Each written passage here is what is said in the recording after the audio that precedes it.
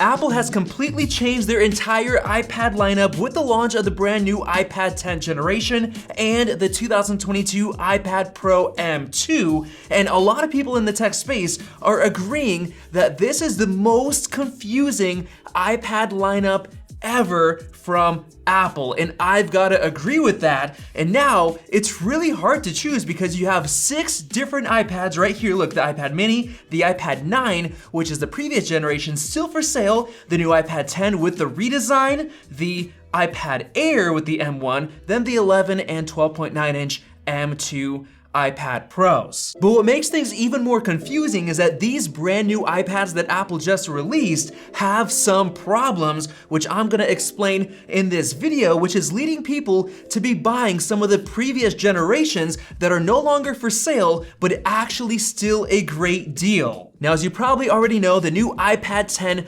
finally gets the redesign that all the other iPads have enjoyed for a while now, with the flat sides, the flat back, and the all-screen design with the removal of the home button, finally. On top of that, it joins the rest of the new iPads with a USB-C port on the bottom, which is amazing. And by far, the weirdest thing about it is that it still supports the first generation Apple Pencil, even though it has the new flat redesign, which should have had the magnetic wireless charging system for the second generation Apple Pencil. And making it even worse, which is just absolutely stupid and ridiculous, since the first gen Apple Pencil has the Lightning port for charging, you can't plug it into the iPad itself, which is what you used to do, which was already ridiculous, but now it's worse because you have to use a USB-C to Lightning adapter to charge it and to pair it. Yes, it's required to pair it,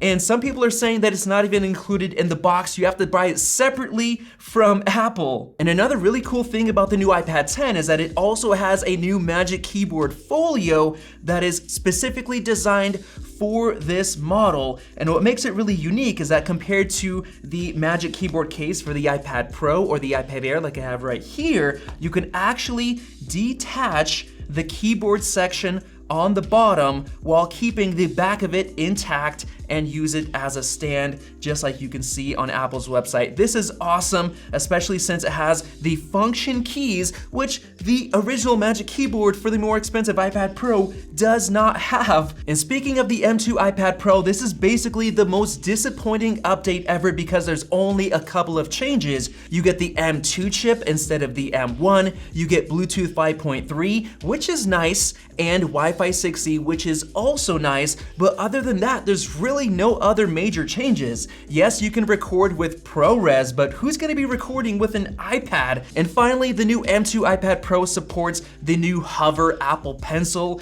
which seems more like a software feature to me because it's been available on Samsung tablets since 2012. But anyway, those were the new iPads, and now let's get into the actual prices of the entire 6 iPad lineup. First of all, you have the previous generation iPad 9, which you can now get on sale for $300, which is honestly a really good deal because the new iPad 10 starts at $450 with the same 64 gigs of storage. Then of course we have the iPad mini 6, which is on sale for $459, basically 10 bucks more than the iPad 10. And the benefit with this guy compared to that is that you get a laminated display with P3 colors, which is really nice. You have the support for the Apple Pencil second generation with no weirdness with that whole adapter that you need. And you have the A15 Bionic chip, as well as the very nice portable design. But of course, this cannot support a full keyboard like the new Magic Keyboard Folio,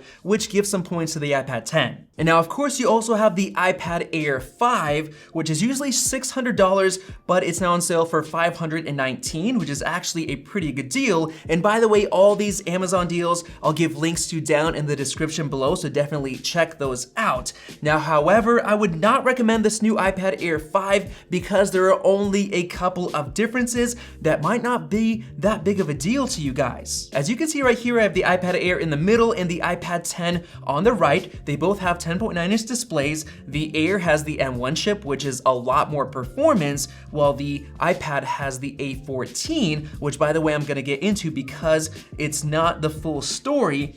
Of course, they both have the 12 megapixel cameras on the front, with the iPad 10 finally having a landscape camera, which is actually a big win. They both have USB-C, support for 5G, and the iPad Air has the benefit of having the P3 wide color gamut with the anti-reflective coating and fully laminated display. But honestly, other than that, there's not that many advantages with the iPad Air. Yes, you do have Apple Pencil 2nd Gen support, but not much else. And even the Bluetooth specs are better on the new iPad 10. You have Bluetooth 5.2. So with that said, I'd honestly recommend going with the iPad 10 over the new iPad Air 5. However, things change when you look at the iPad Air 4. That was back in 2020, and it is very similar to the new iPad Air 5 with only a few changes. Of course, it has the same A14 chip as the new iPad 10. However, it's actually gonna be faster in terms of graphics performance because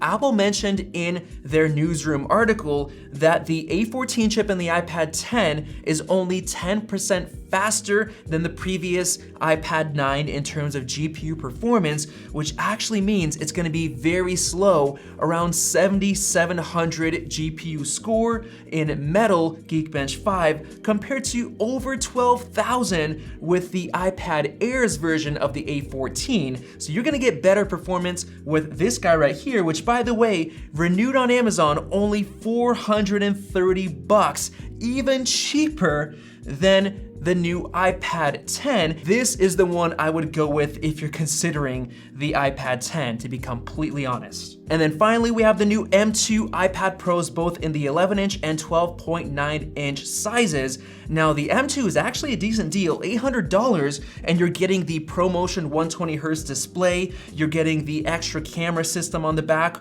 with LiDAR, you're getting Thunderbolt connectivity, you're getting Bluetooth 5.3 and Wi-Fi 6E. There are some good advantages, with the main one being the ProMotion display. That's the main reason I would go with the new iPad Pro. However, you can still find a renewed M1 iPad Pro, the previous model, for $650 renewed on Amazon. That is actually a killer deal, only $200 more than the new iPad 10. This might be the one people want to go with if they want a really nice high-end iPad.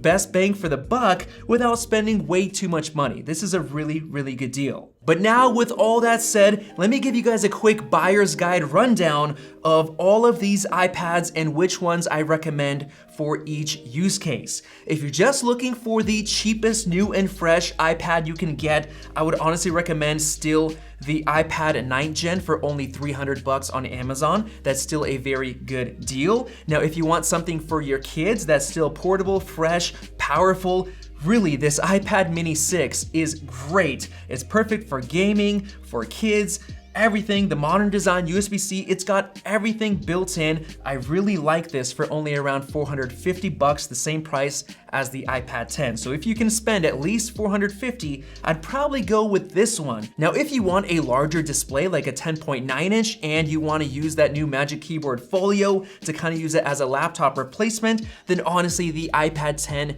is still a great deal. But on the other hand, you can just get the renewed iPad Air 4. At this point, I do not recommend the iPad Air M1, the 5th generation. I don't think it's a good price, even on sale.